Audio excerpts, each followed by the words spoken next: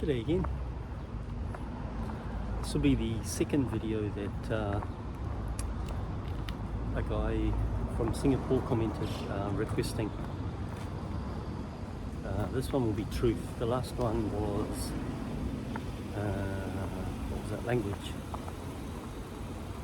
So this one's truth.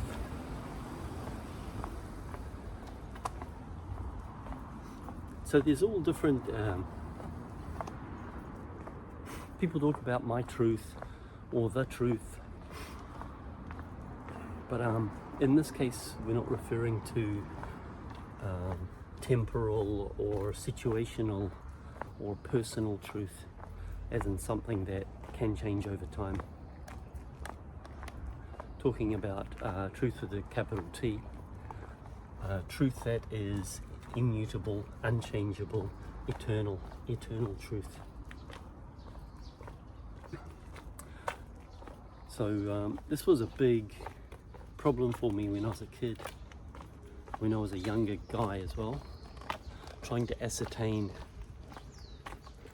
trying to find somewhere where I could set my life, set my goals.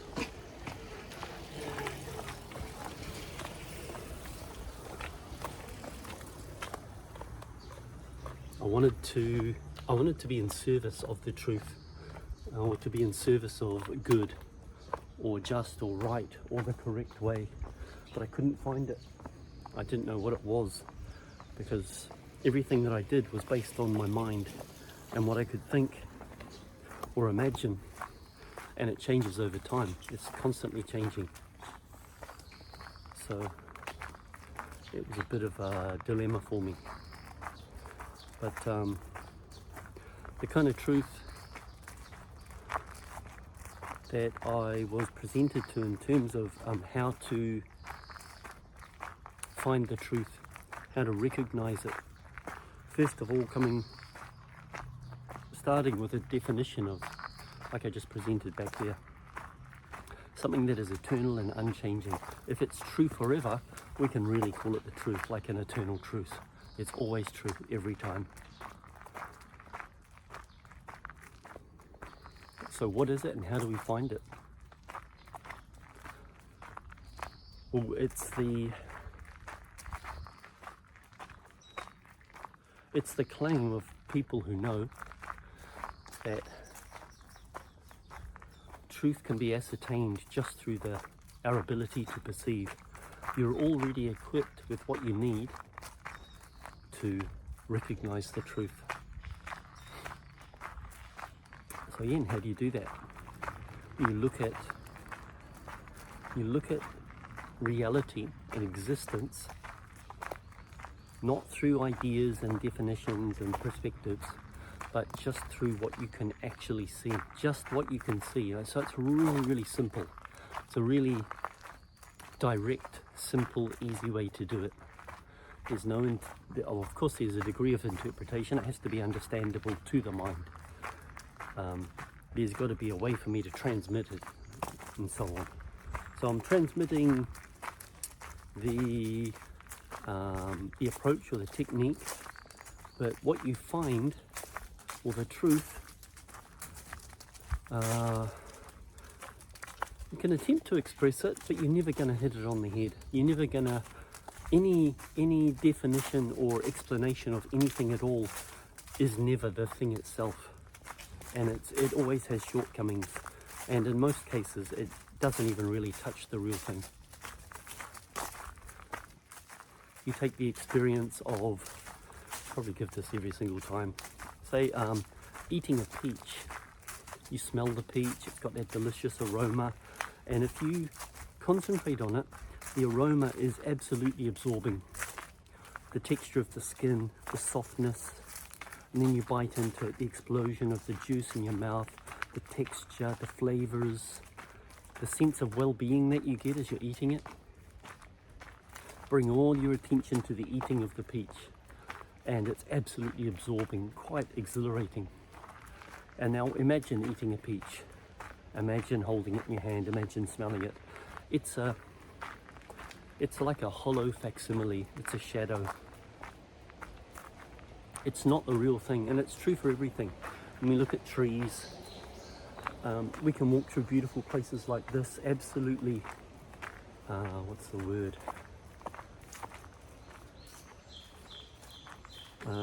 Not resistant. We're absolutely unaware of the beauty that's around us. We don't see the life in it anymore because we're obsessed with the idea of tree, the concept of what a tree is. I've seen a million trees, I don't need to look at these ones. It's just trees. Whereas when you step out of that, become more simple, more childlike, you start to see the life in it and the beauty. It starts to be reborn. And you see it in little kids as well, who still don't know the names for everything. They're existing in that state of sort of definition-free, abstraction and concept-free living, viewing the world as it really is, a living, conscious, unbelievably beautiful and interesting and exciting place to be. Speaking of which, look at the scenery. I mean, so sweet. Such a nice place to walk, man. Anyway, so how do we find the truth, the eternal truth, the ultimate truth? Take upon yourself, adopt the simplicity of a young child, like an infant or a baby who's just learning to walk, and they're stumbling around or crawling around, dribbling, wide-eyed, and everything looks new. Everything is new. Everything is alive. Everything is wondrous and full of excitement.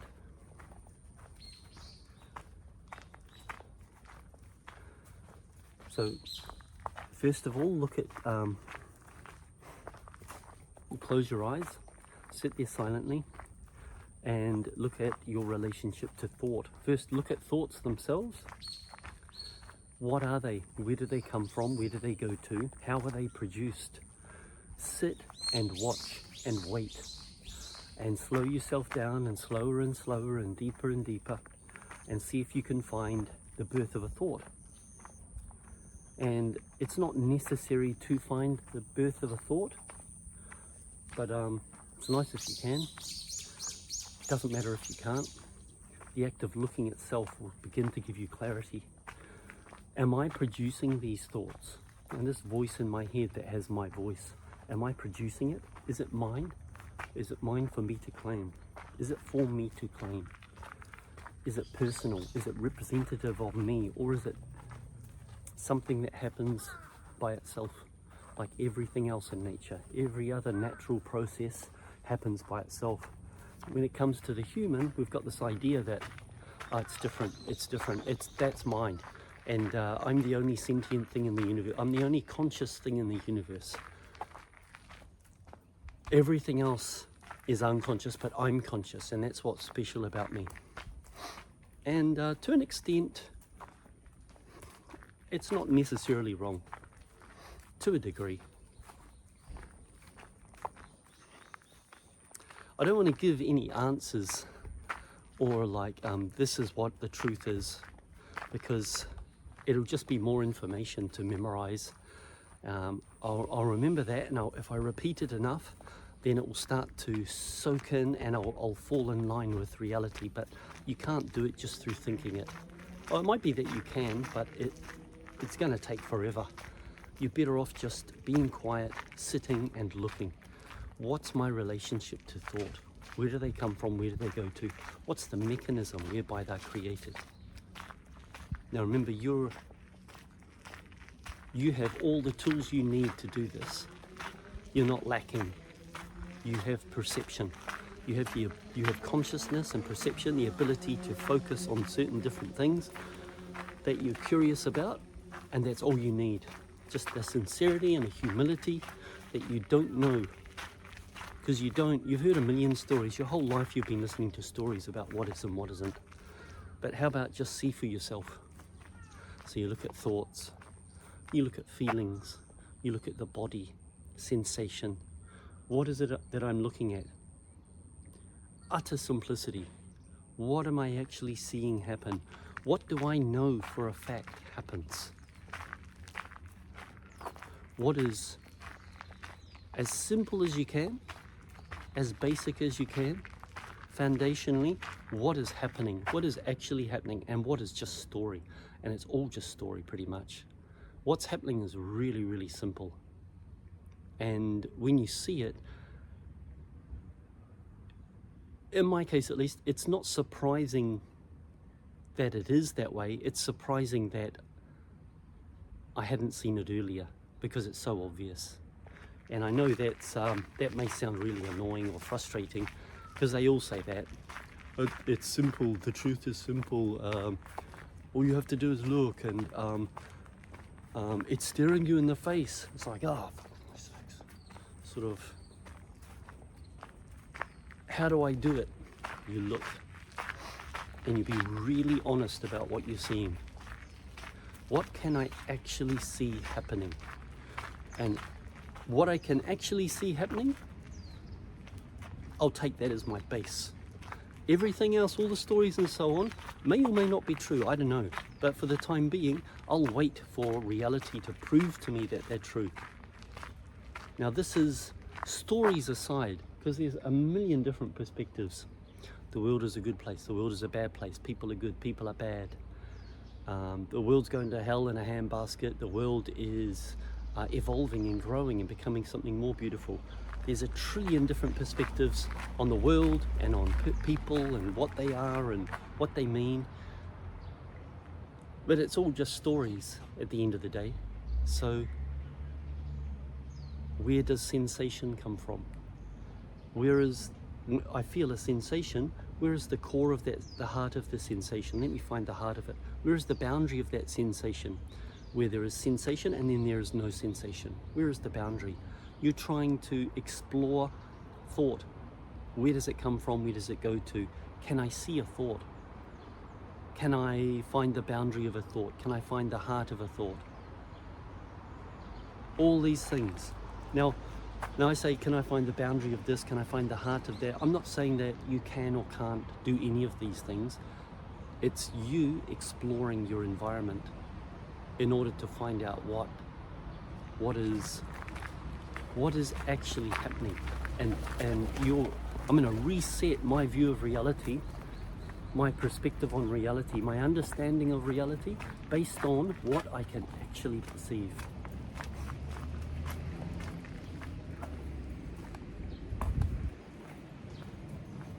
And that's it. And it's simple, it's super simple. It's not necessarily easy. Surprise, surprise. It can be pretty frustrating because it feels like when you're looking at the truth, it doesn't feel like anything at all.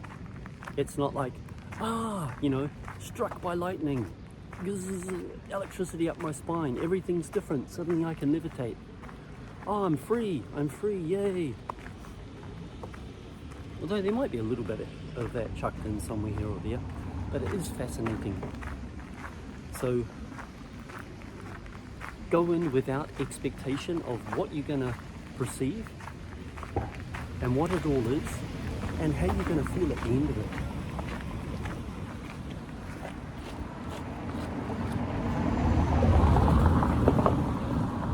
Let reality be reality. Let the outcome of your looking just be what it is. You're only interested in what really is, not the stories about it. So keep it really simple. I think that's all I've got to say today. Oh, this is so beautiful. Check it out. Bing! Yes, it's me. Any questions, comments, requests, feel free to pop them in the comment box below or contact me at my website in the description. Thanks for listening. Cheers. See you guys later.